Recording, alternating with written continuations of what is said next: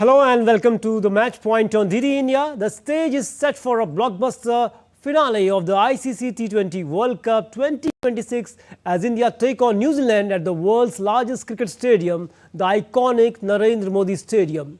Two resilient teams, two remarkable comebacks, and now just one step away from the cricket's ultimate T20 glory.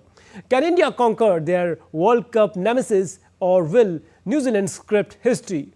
Also on the show, football action from Europe as Liverpool FC move into FA Cup quarterfinals, while Atletico Madrid edge past FC Barcelona to book a place in the Copa del Rey final. All that and much more coming up on Match Point. So let's get started.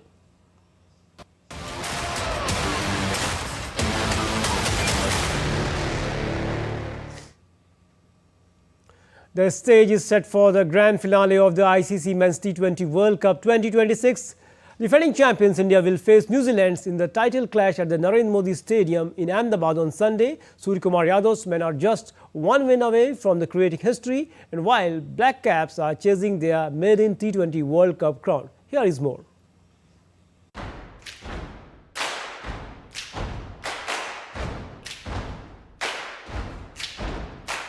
India and New Zealand will lock horns in the T20 World Cup final at the Narendra Modi Stadium in Ahmedabad on Sunday. The Indian team steps onto the field in Ahmedabad with an opportunity to create several milestones. Till now, no team has been able to successfully defend its T20 World Cup title. If defending champions India win the final, it will be the first time in history that a team wins the T20 World Cup in consecutive editions. Moreover, no team has ever won the T20 World Cup on home soil. However, standing in their way is New Zealand, who are eyeing their first ever T20 World Championship title and a side that India have never defeated in a T20 World Cup. India and New Zealand have faced each other 30 times in T20 cricket. India have won 16 matches while New Zealand have won 11. 3 matches were tied in which India emerged victorious in 2 through super over. In the T20 World Cup, the two teams have met 3 times and on all 3 occasions, New Zealand have come out on top. In this tournament, India have lost only 1 match against South Africa. In the semi-final, India defeated England by 7 runs in a thrilling contest. New Zealand, on the other hand, suffered defeats against South Africa in the group stage and against England in the Super 8 stage. However, they stormed into the final by crushing South Africa in a one-sided semi-final. The final will be played on the centre pitch at the Narendra Modi Stadium in Ahmedabad, where a high-scoring contest is expected. The surface, made from a mix of red and black soil, is likely to offer bounce and could make the role of fast bowlers crucial. For India, Sanju, Samson and Jasprit Bumrah are the players to watch out. Samson has piled up runs in the last 2 matches and is in excellent form. Meanwhile, Bumrah remains lethal on any ground and any pitch in the world. For New Zealand, Finn Allen has the highest strike rate in the tournament and has also smashed the most sixes, making him a dangerous prospect. Rachin Ravindra has been in the spotlight for his all-round performance. With 128 runs and 11 wickets, he has emerged as a major impact player in the tournament. India have played a total of 10 T20 matches at the Narendra Modi Stadium in Ahmedabad, winning 7 and losing 3. New Zealand have played 2 T20 matches at this venue and have lost both. In the current World Cup, India have played 2 matches here, beating the Netherlands while losing to South Africa. Suchitra's report for DD India from Ahmedabad. So it's a blockbuster clash, and fans across the world will watch this blockbuster clash tomorrow at the Ahmedabad Narendra Modi Stadium. Now let's take a look at the recent stats of the key players for both sides. First, the Indian side, Ishan Kishan so far played 9 matches, 366 runs, and the average is 40.67 and 201.09 is the strike rate. And talking about Suryakumar Yadav, in the last 10 matches, 313 runs, and the average is 34.78 and 146.26 is the strike rate of Suryakumar Yadav. Arshdeep Singh, in the last 9 matches, he has taken 16 wickets for India, and the economy is 9 and the strike rate is 12.75. And talking about another player who is we can say that the talk of the town, Varun Chakravarti, in the last 9 matches, 14 wickets, and the economy is 8.88 and the strike rate is 13.71. Hopefully, he will get his mojo back in the crucial match. Talking about the New Zealand team, Finn Allen, in the last 9 matches, 369 runs, average is 61.5 and the strike rate is 205. Talking about Tim Seifert in the last 10 matches has scored 341 runs, average is 42.63 and the strike rate is 163.15. Rachin Ravindra, in the last 6 matches, 11 wickets, economy is 6.88, quite economical if you talk about the T20 cricket, and the strike rate is 9.27. Matt Henry, in the last 10 matches, he has taken 10 wickets and the economy is 7.64 and the strike rate is 16.5. So these are the key players from both the sides, hoping that they will contribute for their respective teams. Now let's take a look at the key stats at the Narendra Modi Stadiums.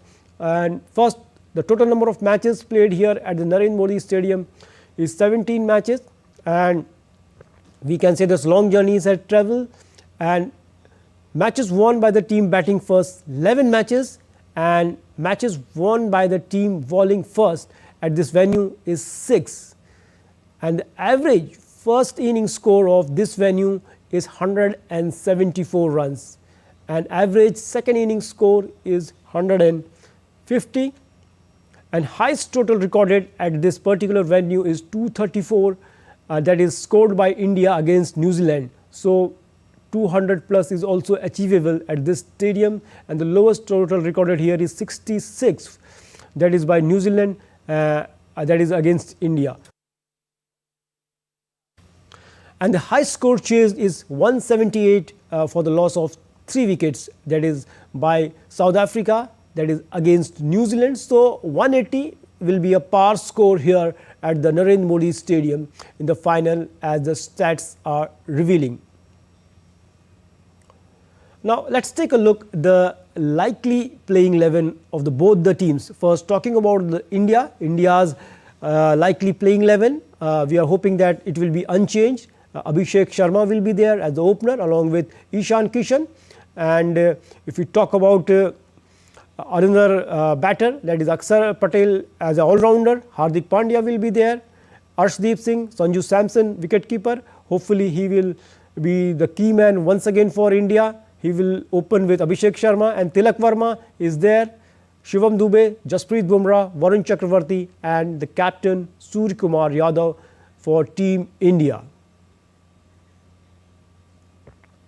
Now talking about the playing 11 of the New Zealand team, and their devastating openers, Tim Seifert will be there, wicketkeeper Tim Seifert, along with we can say that another their fantastic opener Finn Allen, Rachin Ravindra, Matt Henry, Daryl Mitchell, Lockie Ferguson, Glenn Phillips, Mark Chapman, Sodhi, Jacob Duffy, and captain Mitchell Santner. A quite unpredictable team, a tricky team, and it will be a tough nut to crack against this team. And we know that the way they played against South Africa, the unbeaten team of the World Cup, in the semi-final, in a one-sided match, they defeated South Africa, and India needs to be at their best to defeat New Zealand, because always we know that New Zealand is a team, especially in the ICC tournament, they are a good team, but yet to win this coveted title. And we know that if they manages to win,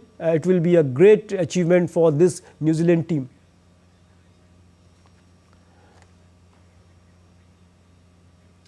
And to break down this high-profile final match, I am joined by our guest Ajay Mehra, the expert commentator, and from newsroom, my colleague Meher is also joining.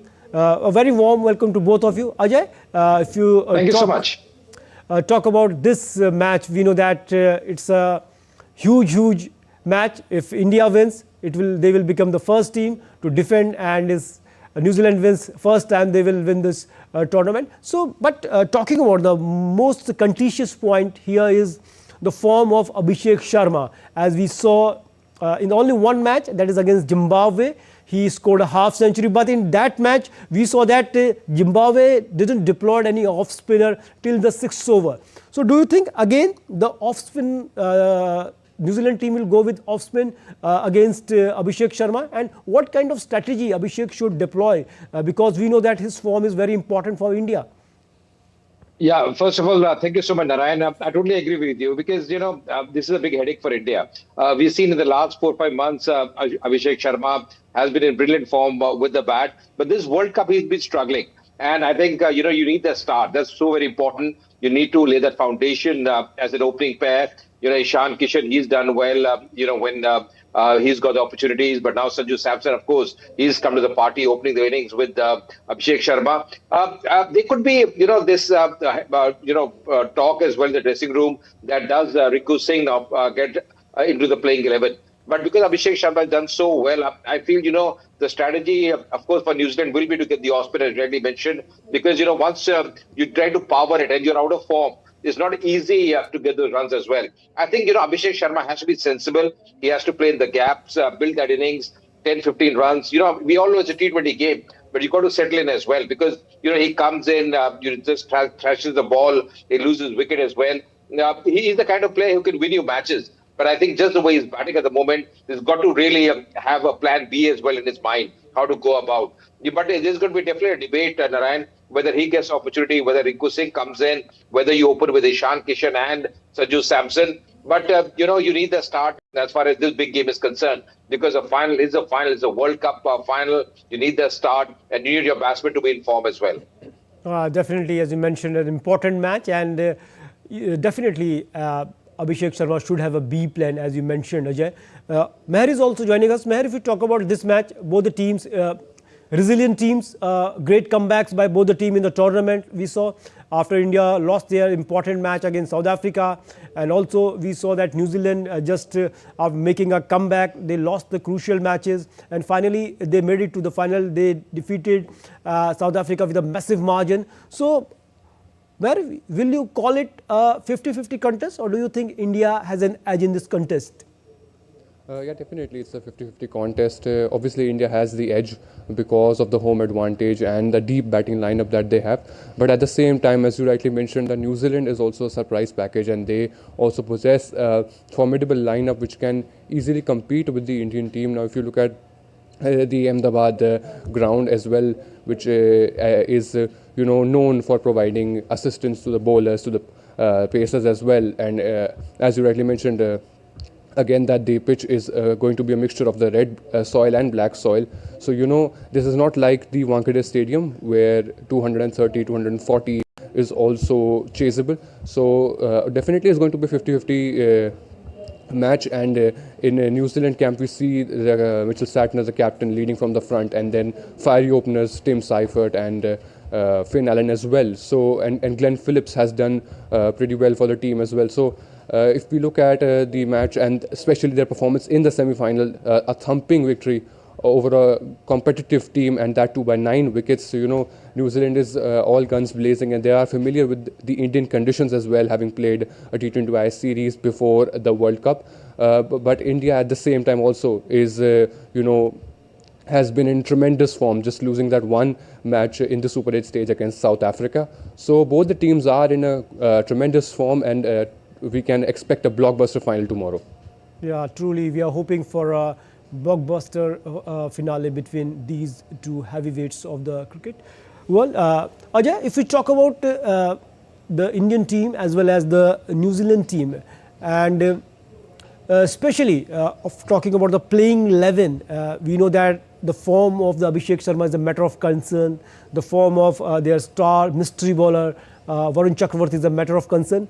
Do you think India will go with the same playing 11 with which they defeated the England in the semi-final match, or there will be some changes? What is your opinion?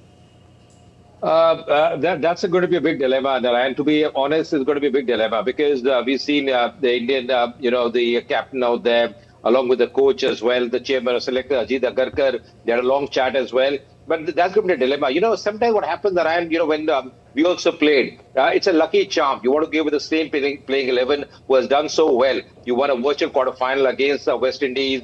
You won the semi-final game against England. So, you want to go with the same side. But that's going to be a dilemma. But I feel, Varun Chakravarti might hold his place because, he's done well. Yes, the odd game, he's been expensive. Last game as well. But really the concern for me, Narayan, is Abhishek Sharma. I would have definitely gone with him. But the only issue is that he's failed so much in the tournament. Again, you have to take a chance as well. Sometimes what happens is, you get runs in that big game as well. And, that is exactly what India is looking forward from him. But the most important thing, as I mentioned earlier as well, you need that start. Sanju, Samson, he's been batting so well. He's been in tremendous touch. He's looking so good. But, he needs that sport as well. Because once you lose too many wickets up front, that's going to be a big headache for India. We saw in the last game as well, Abhishek Sharma, he fell early. Of course, Sanju Samson, he's been doing so well. He's holding the fort. He's staying there. He's playing his, game. But I think you need the start. That's going to be so imperative for India once again.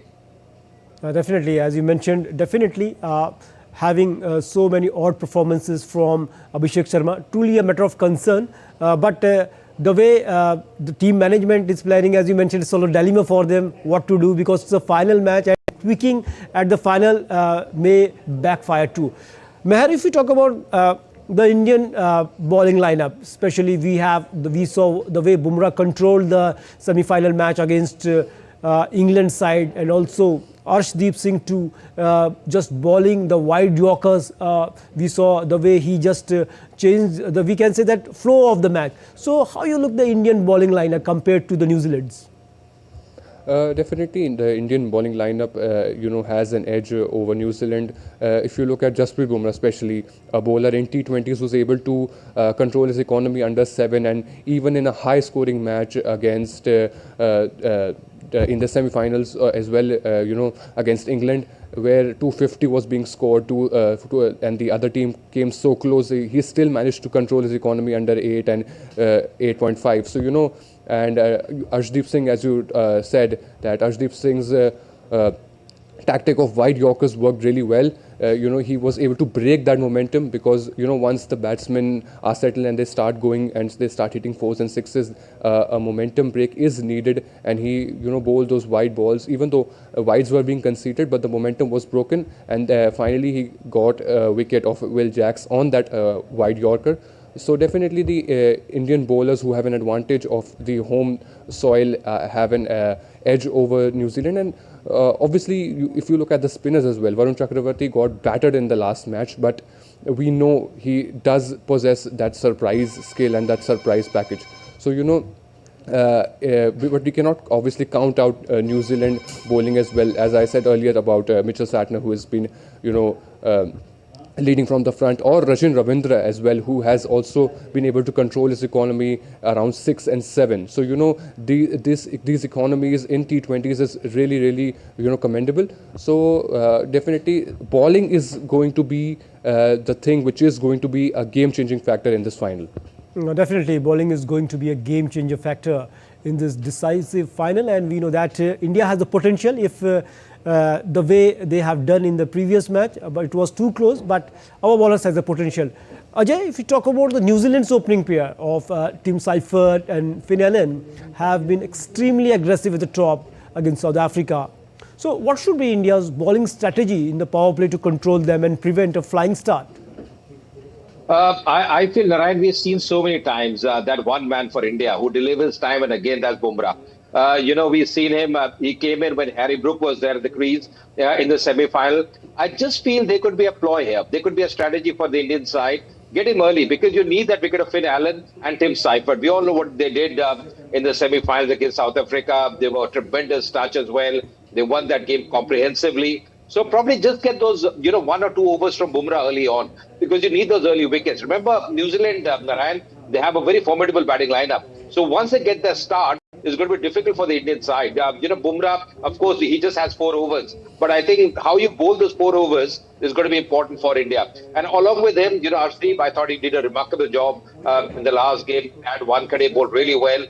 Those wideish deliveries, those Yorkers. So probably start with him, and then Hardik can come in as a first stage bowler. But you have to have a plan here because you don't need those early wickets because New Zealand, they are a good side. They might not be having big names or big stars with them, but they're always performers in the side. And remember also Narayan, they're a very good fielding side. So India don't have to be complacent. They know it's a big game. It's a World Cup final at this beautiful venue as well. So I think, yes, they have to really have a few plans in the armory against New Zealand, the Indian side. Definitely must have few plans in their armory. Thanks Ajay and thanks Meher for this wonderful analysis of this big match, the dream final between the two teams, and we can say that all across the world the fans will be excited for this marquee match. Thanks for joining. Now talking about the football, Liverpool moved into the FA Cup quarter-finals with a 3-1 win against Wolverhampton Wanderers as the Reds avenged their painful Premier League loss at the Molineux. Liverpool struck twice in quick succession in the second half through Andre Robertson and long-range rocket and the Mohamed Salah's. And Kota Jones wrapped up a match-needed fifth-round victory for the Liverpool after their embarrassing 2-1 defeat against Premier League's bottom club 3 days earlier. Hwang Hee-chan's latest reply was no consolation for Wolves, languishing in the 6th place in the Premier League.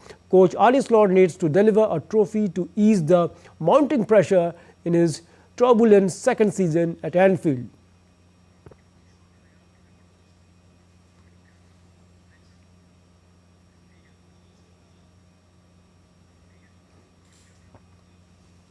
New Delhi will host the World Para-Athletics Grand Prix from March 8 to 13 at the Jawaharlal Nehru Stadium.